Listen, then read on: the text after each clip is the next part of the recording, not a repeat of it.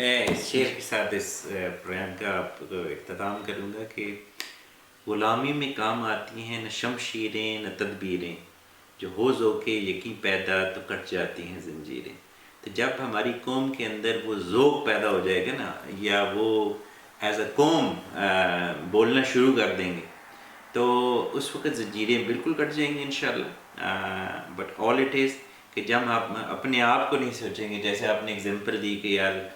تھوڑے سے دن اور ویٹ کرو، پاکستان ڈیفالٹ ہوگا تو پھر پاؤنڈز بھیجنا۔ تو جب یہ سوچ ختم ہوگی نا، جب ہم اپنے ملک کے لیے سوچیں گے، اپنے لیے نہیں صرف سوچیں گے، اپنے آنے والی نسلوں کے لیے سوچیں گے، تو اس وقت یہ غلامی کی زنجیریں بھی ٹوٹیں گی اور اچھا وقت بھی آئے گا، اور انشاءاللہ آئے گا۔ یہ پاکستان جس طریقے سے بنا اور جو اس کا مقصد تھا،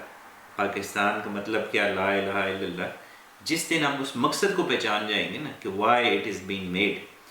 اس دن یہ ہم اپنی اس ڈگر پہ چڑھ جائیں گے کہ جس ڈگر کے لیے یہ ہم نے ملک حاصل کیا تھا۔ اب ہم اپنی شہیدوں کی جو قربانیاں ہیں نا، ان کے ساتھ ناانصافی کر رہے ہیں، کیونکہ انہوں نے اپنی جانیں دی اس لیے کہ ہم نے اسلام کے نام پہ ایک ملک بنانا ہے اور وہاں اسلام کا بول بالا ہوگا، مگر ہم نے ان کو یہ کہتے ہوئے تو شہید کروا دیا، مگر افیکٹولی ہم نے اس نعرے کو امپلیمنٹ نہیں کیا۔ جس دن ہمارے دل میں یہ سوچ آ جائے گی کہ ہم نے اس نعرے کو امپلیمنٹ کرنا ہے، اس دن دنیا کی کوئی بھی طاقت آ جائے، پاکستان انشاءاللہ ابھرے گا اور بہت اوپر جائے گا، اور اس دن پھر غلامی کی ساری زنجیریں ٹوٹ جائیں گی انشاءاللہ۔